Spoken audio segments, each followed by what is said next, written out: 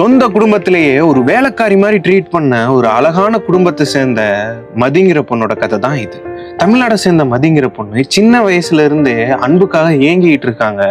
அந்த பொண்ணுக்கு அப்பா, அம்மா, அக்கா, தம்பி இவங்க எல்லாரும் இருந்தும் அந்த பொண்ணு அந்த வீட்டுல ஒரு வேலைக்காரியா தான் இருக்காங்க. இவங்களோட அம்மா அப்பா அவங்க அக்காவுக்கு கொடுக்க கேரிங்கும் அவங்க தம்பிக்கு கொடுக்குற கேரிங்கும் மதிக்கு கொடுக்கல. ஏன் நாம அக்காவுக்கு பண்றத நமக்கு பண்ண மாட்டேன்னு சொல்றாங்க, ஏன் நம்ம தம்பி எவ்வளவு பாசமா பாக்குறாங்க நம்மள பார்க்க மாட்டேன்னு சொல்றாங்கன்னு மதி ரொம்ப நாள் இதை பத்தி யோசிச்சுக்கிட்டே இருக்காங்க. ஊர்ல வர எல்லா ஃபெஸ்டிவலும், வெளியில போற ஃபங்க்ஷன்ல இருந்து எங்கே போனாலும் மதியை விட்டுட்டு தான் அவங்க ஃபேமிலி போவாங்க. மதிய வீட்டுல உள்ள ஆடு மாடை பார்த்துக்கோ, பாத்திரத்தை கழுவி நீட்டா வீடை கிளீன் பண்ணி வை, நாங்க வரதுக்குள்ள அப்படின்னு சொல்லிட்டு கிளம்பி போயிடுவாங்க. இந்நாள் வர மதிக்கு புது ட்ரெஸ்ஸே அவங்க பேரண்ட்ஸ் எடுத்து கொடுத்ததில்ல. அவங்க அக்கா யூஸ் பண்ற அந்த ட்ரெஸ் கிழிஞ்சு போற நிலைமையில இருக்கும்போது அதை கொடுத்து இதை யூஸ் பண்ணிக்கோ அப்படின்னு சொல்லுவாங்களாம்.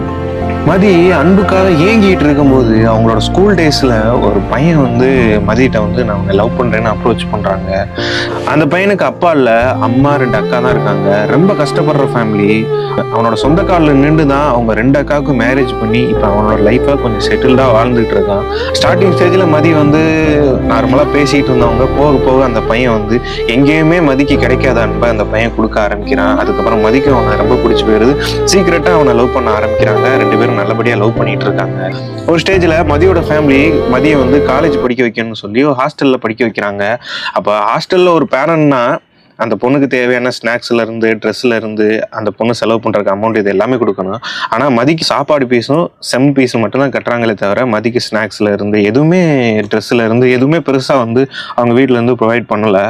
மதிய படிச்ச ஹாஸ்டல்ல மதியோட சூழ்நிலைகளை தெரிஞ்சுக்கிட்ட அந்த காலேஜ்ல உள்ள பொண்ணுங்க எல்லாருமே ஹாஸ்டல்ல ஒரு பெரிய பக்கெட் எடுத்து அவங்க பேரண்ட்ஸ் எல்லாருமே கொடுக்குற ஸ்நாக்ஸ்ல இருந்து, ட்ரெஸ்ல இருந்து, அமௌண்ட்ல இருந்து எல்லாத்தையுமே அந்த பக்கெட்ல போட்டுட்டு மதிக்காக அவங்க எல்லாருமே போய் ரெகுலரா கொடுத்துக்கிட்டு இருந்திருக்காங்க.